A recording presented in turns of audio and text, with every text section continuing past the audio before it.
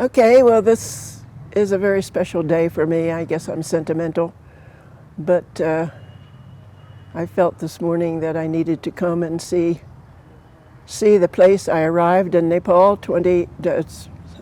60 years ago as a 26-year-old, and so I got in a taxi and came down to Tapateli and went to see my first house that I lived in, the house right back of the present UMN headquarters.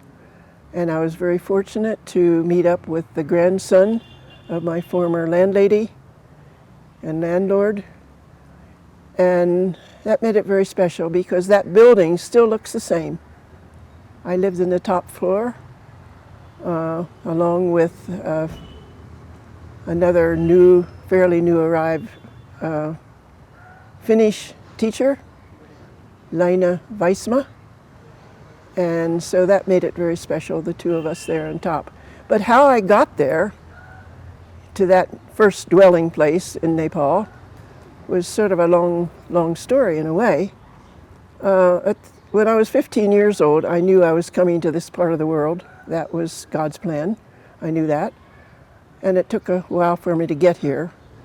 But when I left New York Harbor, September 13, 1963, on a huge Dutch-American freighter called the Mississippi Lloyd, it was full of luxury vehicles for the Middle East. And so the trip from New York Harbor on this freighter to Bombay took 30 days.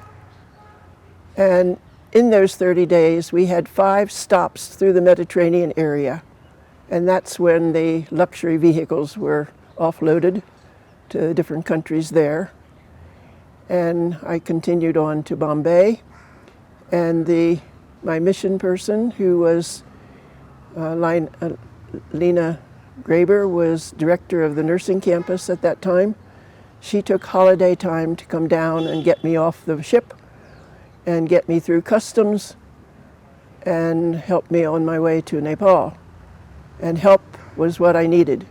She had started the nursing campus in Madhya Pradesh in India, and so knew Hindi, and that certainly was a big help to get us through customs. And so the customs and the couple days on Indian railways between Bombay and Patna brought me up to Patna on the 19th of October. And then on a crystal clear day, I flew into Kathmandu Valley on a DC-3 plane with Lena. And it was a grass airport, a small building there, and not too many people to meet me because I didn't know anybody. So it was a beautiful day. It was the first day after the monsoons, I was told. I was told I was very fortunate because it was still raining the day before. And it was the mountains, the Himalaya mountains were just crystal clear and pure white and stretched out with all their beauty. And the floor of the valley was just like a beautiful quilt. Quite a number of different colors, from green to yellow to tan to a little bit of rice harvesting had taken place when they had a few sunny days earlier on. But most of the rice harvest was waiting till the monsoons were finished. But the colors it was just gorgeous. The whole valley was just so beautiful. I'll never forget it.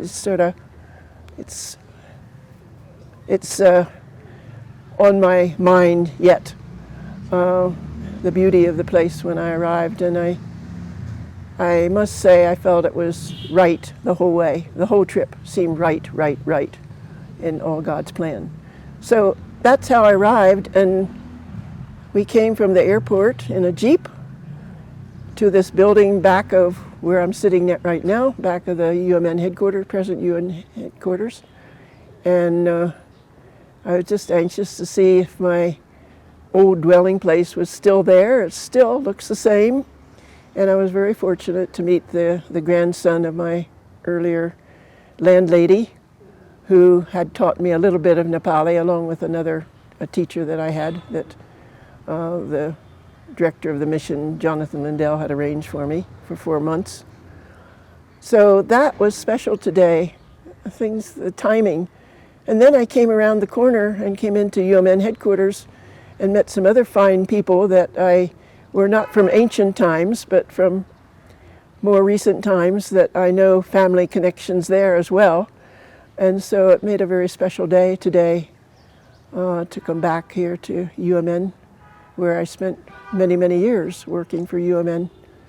And not just the work, it's the people that's important always. It's the people that's important. And so it was special, and I hoped that would happen today, and that's what the Lord gave me. It was a gift.